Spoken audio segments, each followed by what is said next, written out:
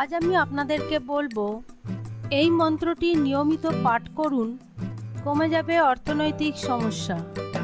হিন্দু শাস্ত্রের উপর লেখা একাধিক প্রাচীন গ্রন্থে এমনটা উল্লেখ পাওয়া যায়, অর্থনৈতিক সমস্যা চলাকালীন নিয়মিত যদি কুবের মন্ত্র পাঠ করা যায় তাহলে অবস্থার পরিবর্তন ঘটতে বেশি সময় লাগে না। প্রসঙ্গত, কুবের হলেন ধনের দেবতা। এমনটা বিশ্বাস করা হয় যে এই মন্ত্রের এমন একটা শক্তি আছে যা নিয়মিত পাঠ করলে বাস্তবিকভাবে অর্থনৈতিক উন্নতি ঘটতে শুরু করে, ফলে জীবন আনন্দে ভরে উঠতে সময় লাগে না। নিয়মিত কুবের মন্ত্রটি পাঠ করলে যে যে উপকারিতা পাওয়া যায় সেইগুলি হলো: এক মনে এই মন্ত্র জপ করা শুরু করলে ধীরে ধীরে মন শান্ত হতে শুরু করে। সেই সঙ্গে শরীরের ভিতরে থাকা চক্রগুলি এত মাত্রায় অ্যাক্টিভ হয়ে যায় যে মস্তিষ্কের ক্ষমতাও বাড়তে থাকে। তবে এখানেই শেষ নয়, বিশ্বাসের সাথে এই মন্ত্র পাঠ করলে ভগবান কুবের মুগ্ধ হয়, ফলে পকেট খালি হয়ে যাওয়ার আশঙ্কা কমে।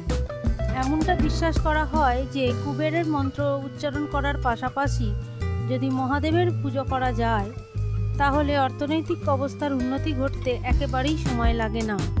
নিয়মিত কুবের মন্ত্র পাঠ করা শুরু করলে গত জন্মের হওয়া পাপের শাস্তি থেকে মুক্তি মেলে, তাতে কোনো ধরনের সমস্যার সম্মুখীন হবার আশঙ্কা যায় কমে। বেশ কিছু প্রাচীন বইয়ে এমনটাও উল্লেখ পাওয়া যায় যে আমাদের কর্মের প্রভাবেও অনেক সময় অর্থনৈতিক সমস্যার সম্মুখীন হতে হয়। তাই কর্মের দোষ কাটলে জীবন আলোকিত হয়ে উঠতেও বেশি সময় লাগে না। সঞ্চিত অর্থ কোথায় বিনিয়োগ করা যায় এই ধরনের সিদ্ধান্ত ঠিক মতন না নিলে তাতেও অনেক সময় অর্থনৈতিক সমস্যার সম্মুখীন হতে হয়। এইসব ক্ষেত্রেও এই মন্ত্র নানানভাবে সাহায্য করে থাকে।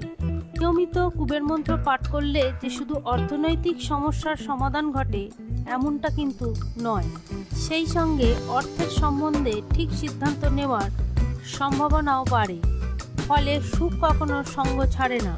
আমাদের জীবনে খারাপ কিছু সবসময় যে আমাদের ভুলের কারণেই ঘটে এমন নয়, খারাপ দৃষ্টির প্রভাবেও অনেক সময় এমনটা হয়ে থাকে।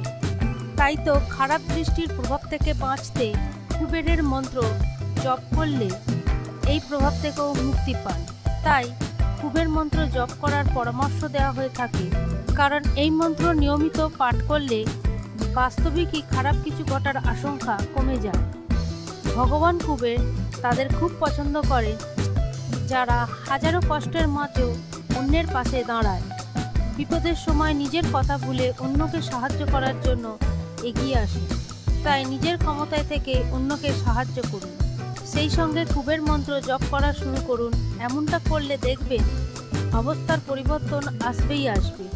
দ্রুত যদি ফল পেতে চান তাহলে যে মন্ত্রটি পাঠ করতে হবে মন্ত্রটি হলো ওম শ্রীম ওম হ্রিম শ্রীম। মন্ত্রটি প্রতিদিন 108 বার করে জপ করুন।